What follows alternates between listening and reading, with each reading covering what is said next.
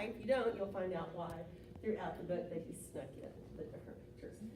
So when I talk to kids about Sam Houston, I start by finding something recognizable that they can relate to, and they all go to the beach, and they all wave at Uncle Sam when they go by, right?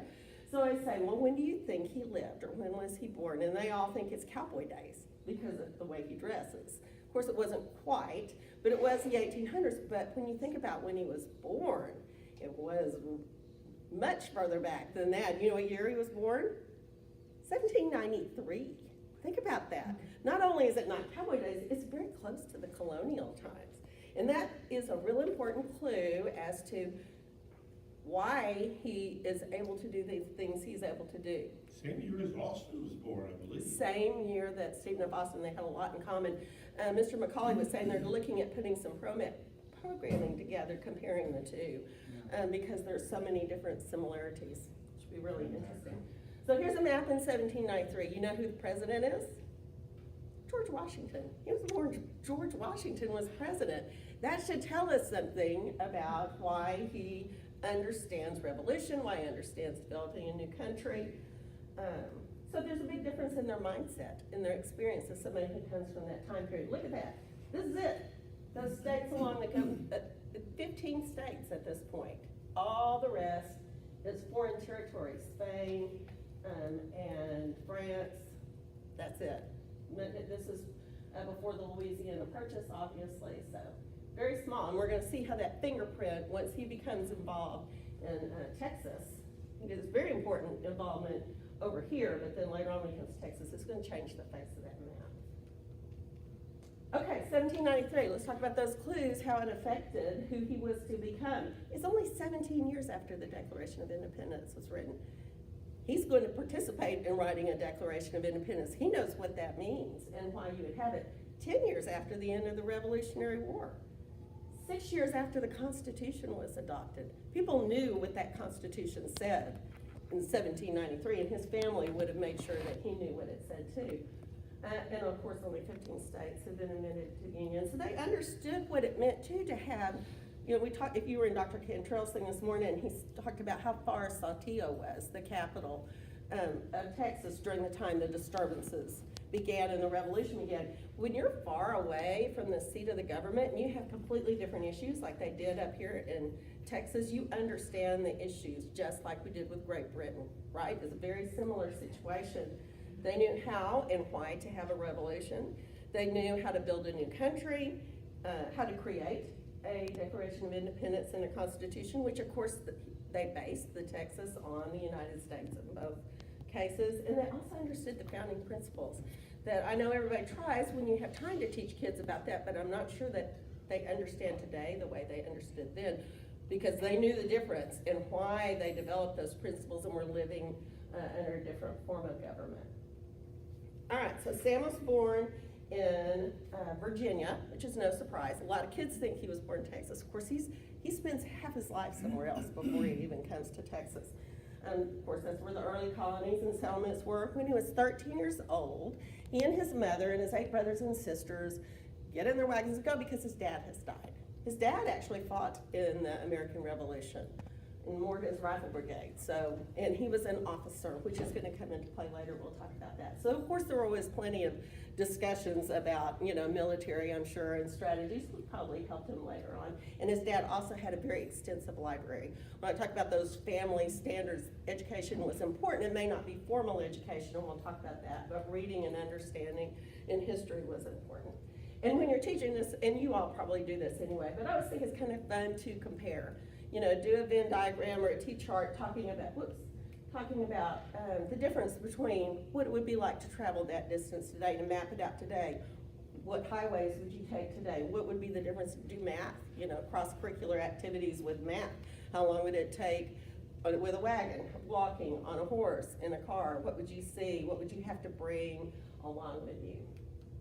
Okay, so they get to Maryville, which is right outside of Knoxville, and they have 400 acres.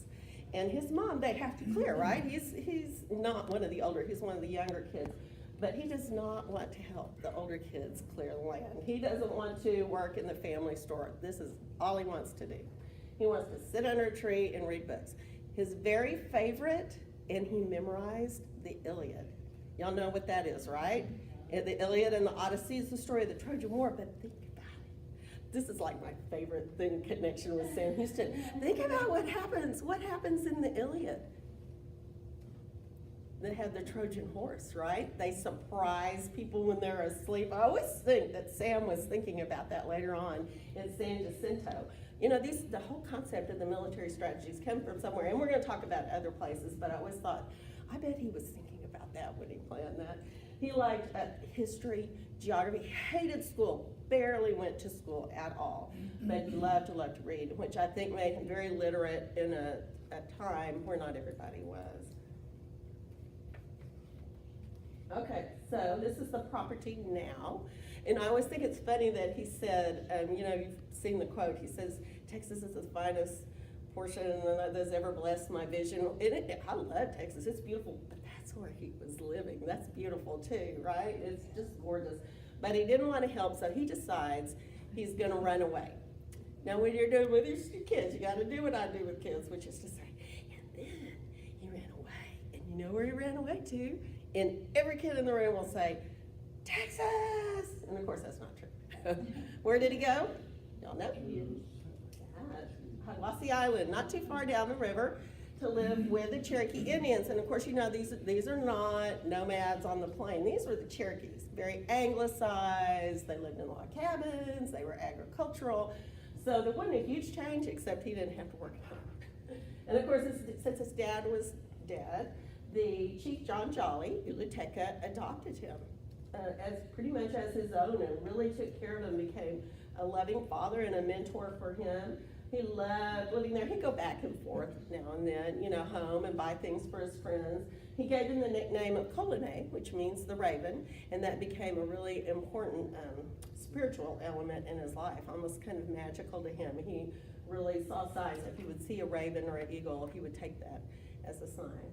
So what kind of clues would you find from living with the Indians? Surely that affected his ability later on. What characteristics might you pick up from living? The non-savage nature.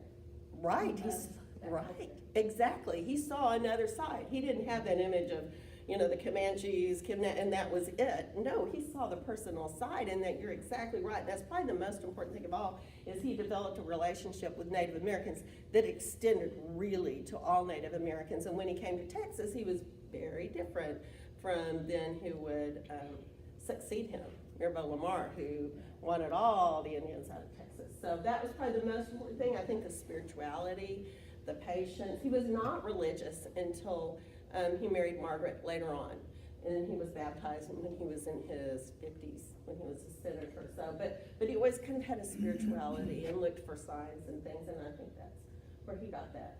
So he lives there for 3 years, and he's honorable enough to say, we talked about this morning with Stephen F. Austin. I think today it's not as big of I think people don't worry as much about being in debt, but back then I think even though people would get into debt, they would try to get out of debt. And so he said, I need to go pay back this store, probably the one his mother was part owner of. So he goes back to get a job. And I'm going to tell you what it was in a second. First I want to show you what Hiwassee Island looks like. I was so fortunate to get to go with a delegation to Tennessee last year to see a statue unveiling in Maryville. And they took us to Hiwassee Island, and this is what it looks like. It was very cool. You know, obviously. Where the Indians live right here? This is where the Indians were? Yes, this is Hiwassee Island, and it's preserved. Anybody can go there, but you would have to get there on a boat, right? And there's nobody living there. They're doing some studies, archaeology kind of studies, but using some kind of equipment where they're not actually digging it up. Somehow they're able to see it under the ground. Anyway, very interesting. I got very clipped when my little boys were walking on the land that Sam Houston walked on this island.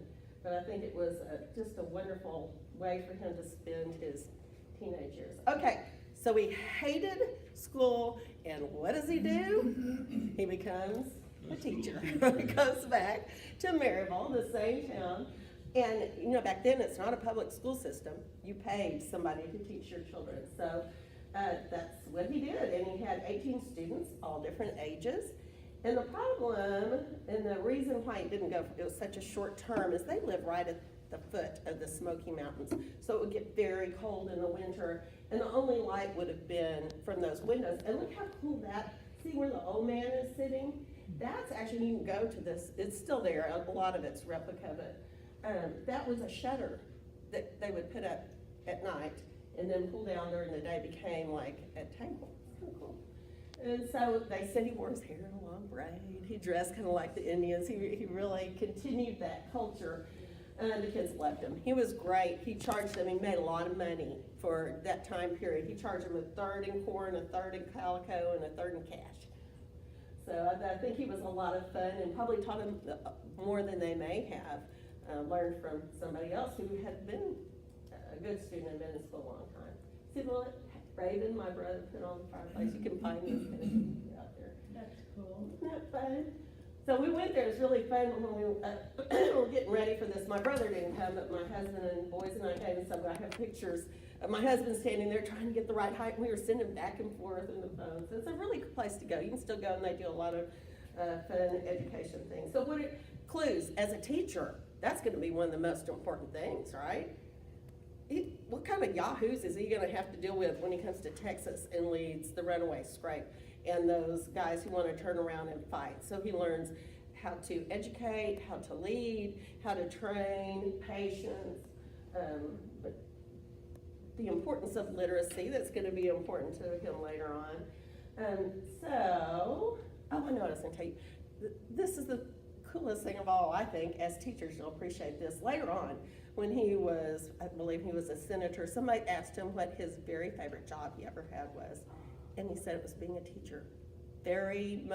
His favorite, the most fulfilling, and it was such a short, it was probably 3 or 4 months at the most, but isn't that interesting? And of course he carried that on too. And this is what the schoolhouse looks like today, so you can see how small it is. And I think it's fun too to do that comparison again. Look at a schoolhouse today. Well, it's not that different. It's really interesting to talk about that with kids. I mean, his kids would go outside and they would bring their lunch pails and they would drink from the spring, and our kids go out to the water fountain, but they bring their lunch pails, and the teacher's at the front of the class and the kids are sitting back behind. So there's not that big a difference. I think there'd be a lot more in that center section of the Venn diagram than we think that there It's are. actually nicer than these portable buildings. Yes, exactly. They probably would have been happy to be in there. Exactly. All right, so he's still, he needs money now because he's had clothes for the winter time. And it's 1813. So the War of 1812 is going on, right? We're at it again with Great Britain. And he needs some money, and so here come the recruiters into town. He was like fine clothes, and they're coming in their fine clothes, and they have a drum that has silver dollars on the top. And everybody knew if you took one of those silver dollars off, that meant you were joining the army. So he takes one, and he's going to enlist. You can imagine with a father that was an officer, his family was not happy about that. And he said, oh, you will hear of me. And we will, right? So, but he has to go home, and he asked his mom's permission, and she gives him 2 things. She gives him his father's musket, but she also gives him this ring that you can see today, and I'll show it to you in just a minute. Not with me. I'll show you a picture of it in just a minute. And if you've ever seen it, it's very thin. You would not believe it. You can think of Sam Houston as a really big guy. It's very thin, but his mother gave it to him. Sam Houston IV, we asked him about it, and he said he doesn't know where it came from. They think maybe it was in his mother's family. It has the word honor. And to me, of all the things in his life, this is the foundation for almost every decision he's going to make for the rest of his life. So if you're looking for clues, that's the biggest clue of all. I like to, with kids, when we talk about this, at this point, have them do, and there's some of these up here if you want one, make their own honor ring. They could draw pictures of what they think is honorable or decorated, and then as you go through the rest of the story, every time you see Sam standing up for what's right, they raise their honor ring to see how many times he goes back to that foundation. Okay, so, of course, the clues of this also are the training, and then the battles that he will be fighting in, and it's just one. Well, hold on a second. So this is in Tennessee, and this is something you might want to do with your kids too if you do acting out. This is fun. They just had chocolate silver dollars, gold dollars on the drum, and they'll never forget that. They'll always remember that's how he signed up. And there's the honor ring. And you can see it at San Jacinto. If you go to the bottom of the obelisk where the museum is, there's one little case that's Sam Houston things. It has a bust, it has some other things, and that's in there. It's so tiny. Okay, so he trains under probably one of the greatest American generals of all time, Andrew Jackson. He's in, have y'all ever seen the 2004 Alamo movie? Yeah. And Billy Bob Thornton plays Davy Crockett. Remember that scene where he's talking about the Creek Indians and the battle? It was really sad, and they had to burn, and they died, and then they ate the potatoes in it. Well, it's the same campaign, not the same company, and not the same battle, but it's the same. They're both under Jackson. They're going after the Red Stick Creek Indians who had massacred a bunch of innocent settlers at Fort Mims. So this had nothing to do, except kind of evidentially with Great Britain was trying to get the Native Americans to kind of rile up the Americans, but I think this was a separate issue. And so they're going after the Red Stick Creek Indians, and they're on this, I'm gonna show you this and I'll come back. They are, this is in Alabama at Horseshoe Bend, and if you can, this is the river. This is the land that you see jutting out here, and here's the river going around it. Well, the Red Sticks built a fortification across there. So basically they hemmed themselves in, which is another clue to me that Sam uses later on in several instances, right? In the Alamo, what does he tell Jim Bowie? Do not stay in that Alamo. You're gonna be hemmed in, you're gonna be caught, you can't get out. So we learned that. What about the Battle of San Jacinto? Sorry, Santa Ana. We know what happened, they were hemmed in behind the marsh and Peggy's Lake and the river. So I think he really learned that lesson, because eventually what happened that Davy Crockett talks about happens to the set of Indians. And he's very brave. Sam Houston's very brave, very young, 20 years old. He goes he's second over the fortification. He's so brave, and he gets shot with an arrow, and he has to get one of the younger guys to pull it out. Kids love this picture best of all because of the blood. And then later on, as they push them further down toward the water, he's the first one to go over the redoubt there, and he is shot in the arm and in the shoulder, and they really thought he was gonna die. They thought he wouldn't wake up the next morning, but when he did, they took him home. His mother didn't even recognize him. So the clues to this, obviously he survived, but the clues to here, military, under probably one of the greatest, regardless of what you think about Andrew Jackson, he was a great military leader, and he watched that. He was a tough military leader. So you learn that, and make sure you don't get hemmed in. Okay, so he continues this relationship with Andrew Jackson, and he's really impressed with his bravery, and they need an Indian sub-agent to help with the Cherokees. This is not the Trail of Tears, right? This is prior to that. This is just the Cherokee removal where the settlers are coming in. They realize something's got to happen, and so they make a deal with the Cherokees. We will give you these things if you will move west. And so originally they went to Arkansas. That didn't work out, and they ended up in Oklahoma. But they asked him, will you be the sub-agent to work with them because you have a relationship? And he was probably conflicted, but I think he thought somebody has to protect them that cares about them. So he takes on that job, and then he goes as this relationship continues with Andrew Jackson, he's really a mentor, kind of like the Indian chief was, and he becomes a lawyer. Takes him, instead of a year and a half to study for the exam, 6 months. He's really smart. I told you memorize the Iliad. He's a really smart guy. He becomes district attorney of Nashville, major general of the militia in Tennessee. So he's doing very, very well. Andrew Jackson, he would come and visit Andrew. Obviously, this is what the Hermitage looked like before it was the big white building. This one burned down. And so he encourages him. There's going to be an opening in Congress to serve in the House of Representatives in the United States Congress, representing Tennessee. And Andrew Jackson really wants to keep him under his wing and hope they can work together politically. And so Sam runs for that, serves in the U.S. House of Representatives. So here's his legislative experience, right? Going to need that later on down the road. And he has the legal experience from being a lawyer. And then he says, well, there's this opening in the governorship of Tennessee coming up. How about if you run for governor? They thought that the governor who was there was going to come back. So that was kind of a deal that it was gonna be a one term, and he agrees to do that. And so he runs for, there's the Hermitage, sorry. So he runs for governor and wins. So of course, this gives him the experience, not only executive experience that he's going to need as the president of a republic, but he's also, the stump speaking, the charming, public speaking, all of that's gonna come into play later on. So he has that experience during this time. He wins, and then this is a story everybody asked me about. Everybody wants to know about Eliza. So he falls in love with, and he kind of had a propensity for younger women, and meets Eliza Allen through her family, and they decide to get married because he's a governor, he's ready to take a wife.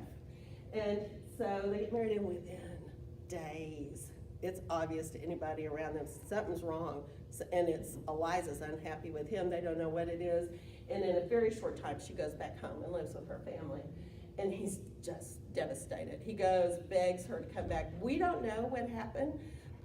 People have all kinds of theories. One time he finally said to somebody, "You want me to tell you what really happened?" And they said, "Yeah," and he goes, "I'm not gonna tell you what really happened." He would kind of tease people with it, but he would never do it. Can you keep a secret? So can I, that kind of thing.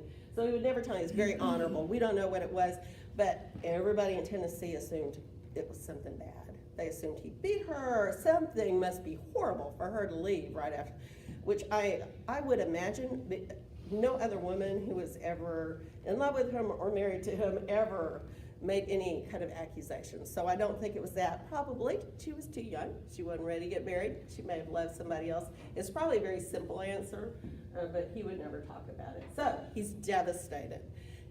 He can't even get somebody to baptize him. He can't, they're hanging him in effigy, and he realizes, I can't continue to do this. And so he resigns, and this is where you go with your kids, you go, and then guess where he runs away to? And every one of them will say, Texas, but you know where he goes? Uluteca. Yes, he goes to find Uluteca again. He goes and finds his other family, the Indian tribe, who is now in Oklahoma. So he goes to Weber Falls, and he gets on different ways, by steamboat and by boat, and he ends up at Weber Falls. He gets off the boat, and Chief Uluteca is there, and according to Sam, he took his blanket and wrapped it around him and said, "My wigwam is your wigwam," and it just really brought him back into the fold, and this is where he's going to heal for the next 3 years. However, this is the 3 years where he gets the reputation of the big drunk. In fact, that's what his fellow Cherokees called him during that time, the big drunk. But he functions. So I know a lot of people call him alcoholic, and I know it's just semantics, but to me, later on when he marries Margaret, he's gonna stop drinking cold turkey. There's one other time he admits he ever drank. He quits drinking, quits cursing. So I don't think it was a physical, I think he was depressed. He's probably just treating his depression and doing what young guys do. A lot of guys drink a lot at that age. Because he functioned. He opened a trading post, Wigwam Neosho. He became a Cherokee citizen, and he marries under Cherokee law, Tiana Rogers, who is a young widow.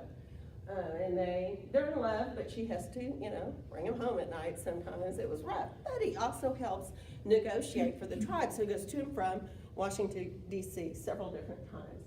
And it's there that something interesting is gonna happen. I just wanna show you, this is a new friend I made on the trip. This is Troy Wayne Petit, who is the Chief Justice of the Cherokee Nation. And he lives in Weber Falls. Apparently they remain there as a nation. And he made the comment, I thought it was really interesting. He said, we were at Cherokee Removal Park when he said it. And he said, none of us were there then, so don't feel sorry for us. What we want you to do is respect us for our ability to make these changes and to adapt and still be here today. And I thought, that's pretty impressive. And then we went to the Sequoia Museum. This is another idea for an extension activity for you. Sequoia was the Cherokee who created the syllabary, which brought literacy to the Cherokees. There was no way for them to write down, they had no letters to write down words. And so he took 85 different thoughts, Cherokee thoughts, and made symbols. And then all of a sudden they had newspapers and books. And so it's a real fascinating thing if you want to read more. That is my son. That is not Sequoia, but we're at the museum, and Troy did a little turban, which is typical of them. I love that. Okay, this is my favorite. Every time I get to one story, it my next favorite story. Y'all know who this guy is? This is Representative. Congressman Stanberry of Ohio. So Mr. Congressman Stanberry was a congressman in the United States, and he was on the floor while Sam was in town with some Indian delegates. He was on the floor of Congress, and he accuses Sam and Andrew Jackson of fraud, because one of the things Sam did was work with rations for the Indians through the U.S. government. And so, if you look like this guy, would you tweak Sam Houston's nose? That was probably not a good idea. It wasn't. You're gonna find out why. So Sam hears about this, tries to call him out, but he knows better to come meet him face to face. So one night, Sam hides in the shadows on Pennsylvania Avenue, and he's coming down the street. He must have known he was coming, and he calls to him and says, "Are you Stanberry?" And Stanberry comes up to him, and at that, Sam beats the tar out of him with this cane, this hickory stick he has probably brought from the Hermitage. And so he was in the wrong about that. But look what Stanberry has in his hand. Stanberry, who must have been worried about this, pulls out a revolver, takes it, points it directly on his chest, pulls the trigger, and it misfired. This little boy, I was telling this story in LaPorte by San Jacinto at a school there, and this boy said, how did he keep living through these things? I think it was his destiny, I'm pretty sure, to go to Texas. Obviously, somebody wanted him here in Texas. So he survives, but he gets arrested because he beat up this guy in public. But the trial is not on the floor of, it's not in a regular courtroom. It's going to be held on the floor in the U.S. House of Representatives because the whole business started there. So he has to hire a lawyer, and this is interesting to me. He hired Francis Scott Key, Osage Newsy. He was his lawyer. Now I'm going to tell y'all something, but don't tell anybody. The rumor is that, so he defended him, throughout the trial, and he's guilty, but you're going to try to spin it as best you can. And Francis Scott Key, they say he and Sam drank late into the evening before the closing arguments, and the next morning, Francis could not get up to do the arguments. So, again, maybe a destiny, who knows, or Sam could handle it better, because he probably drank more often. So he drank his coffee, kept it down, and he did his own closing arguments. And he was spectacular. He could put his spin. This guy was guilty. We all know he did it, he knew he did it, but somehow he had to spin it that he was not the bad guy. And the ladies were throwing flowers, and everybody was cheering for him. And I think he just kind of got a slap on the hand, kind of fine. But he said afterwards, I was dying out. He said, "You gave me a national stage, and you set me up again." And this is where, when you're talking to kids about, in literary terms, this is really the climax of the story, right? This is where everything turns around, because what's going to happen now? This is where he's going to come to Texas. So Andrew Jackson has always wanted Texas, always been interested, has made offers to buy it, but nobody, of course, wants to sell it. And so he tells Sam, "Well, why don't you go down there? We're just going to say, talk to the Comanches and do some negotiations, but you go down and check it out." So he has to, of course, go home and talk to Tiana, and Tiana doesn't, I don't know what the discussion was, but apparently his wife. No. Oh, yeah. I'm saying, just we find out what happens Oh, with yes. Tiana. Yes, with Tiana. Well, there's not much to tell other than she said, "No, I'm not going." Or I don't even know if he invited her. I think they just realized it was time to split the blanket. And so he left her with everything there and took the horse. And I don't know if that was the true love kind of, I think she was the right person at the right time, and they took care of each other. And it was. Divorce wasn't that big a deal for the Indians. No. It's not like it is in Western society. No, just split the blanket, move on, everybody was cool. So there he goes, and he splashes over the Red River on December 2nd, 1832. Oh, and I was just, remember this? So my point with this picture is, so we were all saying, they're so mean to each other, and they're saying, well, you know what? Oops, they weren't doing this. There's a big difference between how people handle conflicts, and that's something kind of interesting to talk to kids about. How do we deal with political conflicts? How do we deal with personal conflicts? They were dueling back in these days. Well, now you go to jail if you duel, but that was just part of it. Okay, so they come to Texas. He comes to Texas, and you know what's going on. It's kind of like we talked this morning. We went through a lot of that with Dr. Cantrell, but just a quick review. Since it's 1832, you know the Mexican Revolution was 1821. So here's the way I look at it. A lot of people out here say, "Oh, those Texans, they took Mexico away from Mexico." Well, it had only been Mexico for 15 years at that point, right? Because Mexico had taken it away from Spain, who had had it for hundreds of years. It's just the way the world works. That's just what happens.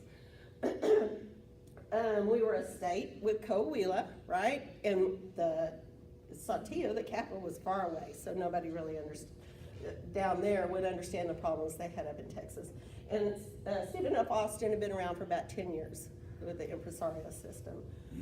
So that 10 years, though, had been a very unstable government flip-flop from centralist to federalist, all kinds of problems. And they were now collecting excise taxes and duties that they used to be exempt from in the law of 1830, no more immigration from the United States. This is right before Santa Anna's dictator. They still thought you were our friend at this point, but they were soon to find out he was not. But they recognized Sam as the leader for he was, and he was asked to serve at the Second Convention in 1832, and he was a big part in developing that new, remember how we talked about this morning, they even wrote another constitution to propose, to say, we'll be our state, look, we have a constitution. And that's basically what they were, Stephen F. Austin down there to do, was to say, can we be a separate state? Here's our constitution. Can we get immigration back? That was basically what to ask for. And he talked about this morning, you all know that story. He went down there, ends up being in prison. Then he comes back, he's no longer the peaceful dove that he once was, he's mad. And it doesn't take much, we've got the Gonzales story, and they come to take the cannon. Did y'all hear, Mr. McCauley was telling me, I just thought this was interesting, that they're now saying that they think there were actually 2 cannons at Gonzales, and that the soldados were sent to come get a bigger cannon, not this cannon, not the little cannon that we see, there's the Guadalupe, not this little cannon right there, that they were really sent to get a bigger cannon, and that there were 2 involved, but the story has been that it's that smaller one. I think that's kind of interesting. Okay, and of course during this time period, then Sam ends up being commissioned as the commander of the Army, but of the regular Army. Can't do much because these are all volunteers, right? We don't have any professional Army yet, so that's not very helpful. And of course he sent Jim Bowie to the Alamo suggesting, blow it up, burn it, whatever. Let's all meet, let's gather, let's get a bigger group, but don't get stuck in there. And of course they thought, as San Antonio goes, so goes Texas, and they decided they would stay. And then Sam and the other delegates during the Siege of the Alamo meet at Washington on the Brazos, and that's where they write the Declaration of Independence and the Constitution, and it's while they're there they get that last letter from from William Barrett Travis telling him, this is big trouble, we need you to come and help us. And Sam Houston, I think in that new Alamo, maybe it's a really good scene, and it's probably really the way it was, where he says, they all want to go and leave, and he says no. He knows, right? He knows how you have to develop this country. You have to have a provisional government. You have to have a constitution. You have to have a declaration. We can't all leave because the numbers are not good. Santa Anna's come here with thousands. There's only about 100 and, well, eventually about 100 and between 180 and 190 men. He could do the numbers. He did the math. So he says, I'll go. Let me go to Gonzales, gather, and then we'll go on to the Alamo. And they stay and they finish up their work there. And then that's it today. Have y'all ever been to Washington on the Brazos? No. You need to go. And if you can go Independence Day weekend, March 2nd, whatever weekend, it's going to be close to March 2nd, 3rd, around there. It's a fabulous celebration. Lots of reenactors, camps set up. It's a birthday cake. It's really fun. So you need to go there and Washington. It's beautiful countryside anyway. And of course, so while this is going on, we have the Battle of the Alamo, the final battle, which was very short. And of course, they killed everybody except a few women and slaves, and sent Susanna Dickinson to go tell Sam Houston and Gonzales what has happened, and that Santa Anna's just going to wipe Texas clean of all these rowdy settlers. And then here's San Antonio today, and to me, here's a place where we see Sam's fingerprint again, because I just kind of, sorry, Santa Ana, but I just think if he had stayed in control, it wouldn't look like this today. I think this is an example of the progress that we see and the success that we see by some people who are really going to take care of this land and lead it to a successful community like this. I think Sam would be proud to see that. Okay, so then the runaway scrape starts. And of course, as Santa Ana leaves, and he's already got one set of troops taking the southern route. He and Sesma take the central route, and he's got Guyona going up the northern route. That's the scrape. They're gonna scrape out everybody. And so Sam and the refugees and what he has, the couple of hundred people he has in the army, are heading east. And the thought was that once he got to Louisiana, that perhaps if Santa Ana followed him into Louisiana, General Gaines would be prepared and waiting with the United States Army, but he would have to bring him into the United States. But Gaines also said, if you can turn and lick him, if you think you get to that point. But so you got a long way to go before you get there. And of course his men were telling him, turn around, we want to fight, and here's where that teaching experience came in, and that foundation of honor saying, we're not ready yet, we're not ready. He gets a letter from the provisional government telling him to turn around. They're laughing you to scorn, orders to turn around and fight, and he refuses to do it. But they gain arms, they gain men, they gain training time. That was one of the most important things. He's the yellow one, so you can kind of see how he was going up, down, he goes way up, and then you see what happens. What does he hear? He hears Santa Ana has split off to go chase the provisional government. He can go faster with a smaller group. He knows the numbers are a little closer. Santa Ana still has a little bit more, but not much more. He knows, he feels like now he can link them. So that's where he makes his turn towards San Jacinto, and of course they meet on the field of San Jacinto. Is this, with your kids, you might want to show them on a map. It makes it more real to me. When I finally looked at a map, I was like, oh, now I can understand this. I can see exactly where it was. Up near Hockley is where, what's that called? I can't read on there. It's new something. I can't remember. And you can see where it says the which way tree. So the story, the legend is there was a tree, and you know, you had the branch pointing this way, and he went down, and all the men cheered. They were so excited and to go meet Santa Ana because they were ready. So it's kind of fun to do that. And then, of course, compare it to today. What would that travel be like today? Maybe just as slow today. You're trying to take these roads across Houston. And, of course, they meet in the fields of San Jacinto. They both knew where each other were. Have you all been to San Jacinto? Have you seen it?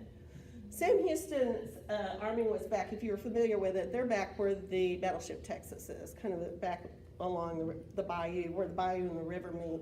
And then Santa Ana, they knew exactly where he was, just right on the other side of that obelisk, I think between a half a mile and a mile, not far at all. So then they were, in fact, they skirmished the day before, testing each other's cannons.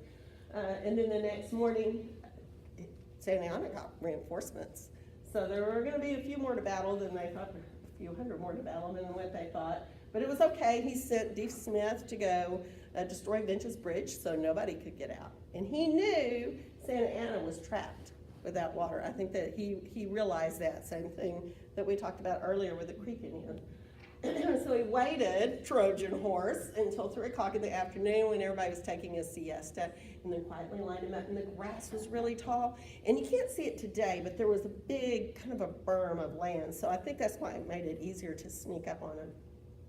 And of course the battle was over. They were not prepared. The battle was over in 18 minutes. When I sent my book to Stephen Moore, who wrote a great book called 18 Minutes to just kind of review it, see if I had information correct. He said, but you need to add, they kept killing them until, till it was dark. They were angry. Remember Goliad, remember the Alamo, they were furious. We didn't even talk about Goliad, but you know about that. And so one of the most important men was not to be found.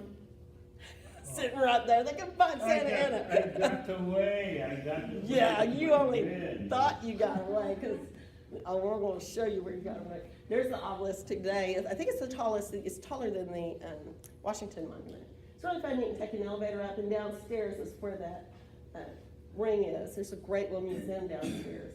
And if you ever get a chance to go to the San Jacinto Festival and reenactment. It's always the Saturday closest to April 21st. Somebody looked it up, and I think that's actually, which will be a really good deal. I think this year it's on the 21st, which will mean you also get to see some other special ceremonies, because usually you have special ceremonies on the 21st, but when it falls on the same Saturday as festival, you get to do it all. And they have a really cool reenactment with, it looks like the cannons. I mean, you know, the cannons shoot, and you see something happen in the ground. It looks like the cannonballs hit there. So you have the different camps, you have the soldiers, and oh, it's just really fun. So if you get a chance, and then come see me, because I always have a table there. It's my favorite day.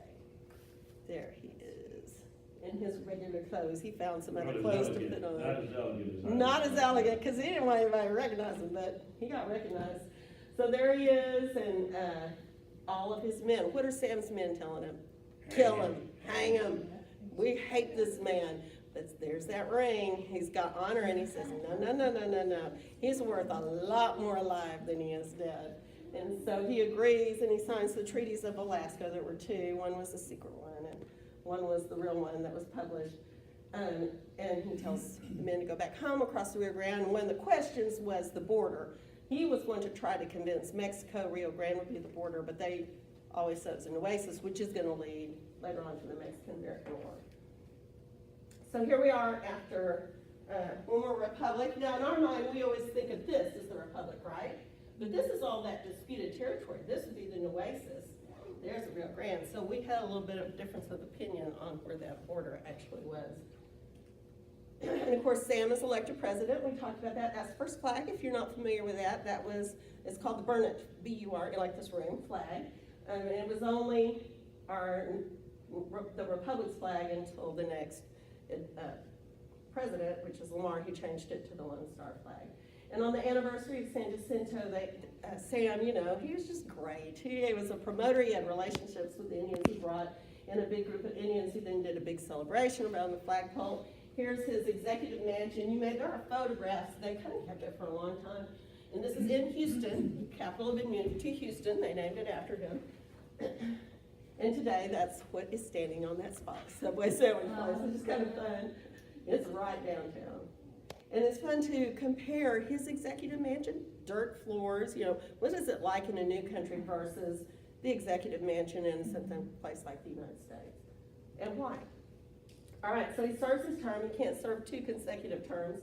So he takes some time off, which actually during this time, he then serves as a congressman in the Texas House, which is interesting to me. I'll just be a congressman, then I'll go back and run for president again.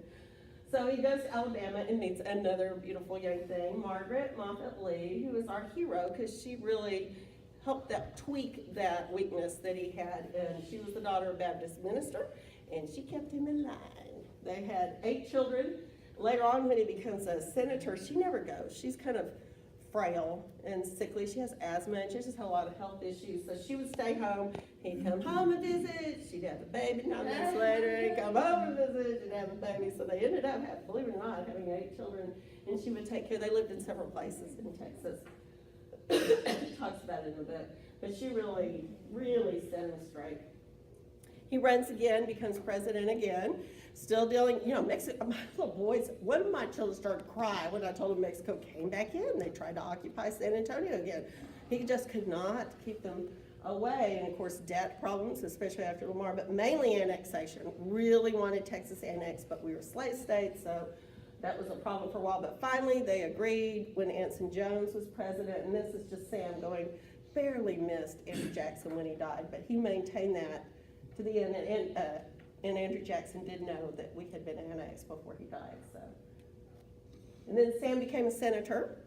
For 13 years, he served in the United States Senate, representing Texas, and of course that was, most of his issues were slave versus free states. Who do you bring in?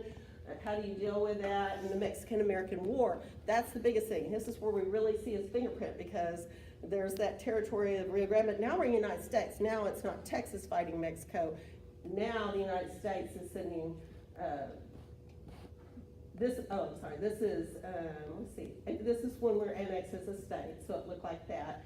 But then after the Mexican-American War, when they thought it was an oasis, we said it was Rio Grande, the United States wins. They ceded all of that land. I think we paid them $15 million, I think, and they ceded all of that land all the way to the Pacific Ocean. That's the biggest fingerprint of all. That's huge. If Sam Houston had not been victorious at the Battle of San Jacinto, I don't know if we would have that today. I mean, we might. It might have, with Manifest Destiny, happened, but it might not have. So to me, I see that as huge. All right, so getting close to, I'm gonna hurry, we've got about 5 minutes. Things are getting really scary with the Civil War, and Sam has not begun yet, but he knows it's coming. He's prophetic, and he said, if we fight the North, the South will go down in a sea of blood and smoking ruin. He knew there was no way the South could win. And even though he owned slaves, and he was a very kind slave owner, he was a slave owner, and yet he was a Union man. He never wanted to see Texas secede, and so he said, I'm gonna go back, I'm gonna run for governor and see if I can keep that from happening. So he goes back home, he wins. This is the old Capitol. That's just a funny story about his little boy, Andrew Jackson Houston, who locked the senators in their chambers in the Capitol and went and hid the key. So there's Sam looking for him. He said his son had more control of the Senate than he did that day. So obviously he was not able to stop the secession. They voted, the state voted, he allowed the state to vote. He said, I really don't want to do this. And then they said, well, we're gonna secede and you have to sign the oath of loyalty. He refused to do that because he knew this could be death to his beloved South in Texas. And so he refused to sign it, so he's forced to resign. He moves into this house that you can go see in Huntsville called the Steamboat House. And it was there the day that he found a printed version of the Emancipation Proclamation. Let me tell you beforehand, yes, he owned slaves. He was of that generation and of the South, but he made sure everybody was educated. He let everybody work outside. If they wanted to work outside, keep their own money. So they were a family, and all of them, even though it's hard to wrap our minds around it, they were considered family. And when he read that to them, he said, I want you to know, even though it was against the law for him to do that in the Confederacy, he said, I want you to know you are all, this is approved, I approve it, you may leave, and I think one person left. And he said, everybody else just stay and I will pay you. And they did, and in fact, one of his slaves, after Sam died, came back and brought his life savings to give to Margaret. And she would not accept it. She said, no, you keep that. So it was just an interesting relationship. They were a family. In fact, the lady, Eliza, who came with Margaret from Alabama, they're buried side by side in Independence. They were very, very close. She helped raise their children. They all did. They all raised each other. And so Sam, as he got older, his son actually fought for the Confederacy, was shot. You could go see the Bible that stopped. I mean, he was still shot, but stopped it enough that he didn't die. But Sam was really interesting. He would go and kind of for fun, just help train his son's troops. But then he would go to the prison and make sure the Union officers in the prison in Huntsville were being treated, as they should have been. And so he's such an interesting character. He doesn't fit any mold. And then, of course, this is during the Civil War. You know what that looked like then. And then we go back to what it looked like. Here is 1900. Look at that footprint. Now we're just down to 3 territories, not including the Alaska and Hawaii. And then today, his fingerprints all over that. And then this is the final scene when he was 70 years old. He got sick. He just... he still had oozing wounds from his problems that he had. They just, who knows what eventually killed him. They don't know exactly what it was, but he eventually died in his house, in the Steamboat House, with his family by his side, and his wife took off his ring and passed it among the children, and that's how it stayed in the family. But I kind of like this page because Travis did pictures of all the wonderful things that happened and memories throughout his lifetime. You hope. He was still sad. It was still the Civil War, so I was worried that maybe he was kind of sad at that time about the South and worried about the South, but hopefully he knows now that everything turned out okay. And those were his final words, Texas, Texas, Margaret, which I think is really interesting, the 2 most important things in his life. So I think he was a good and honorable man. I think he changed. I don't know that we'd be standing here today if Sam Houston hadn't been here. So I just hope your kids will see the effect that he had on our country and maybe even the world. You have any questions?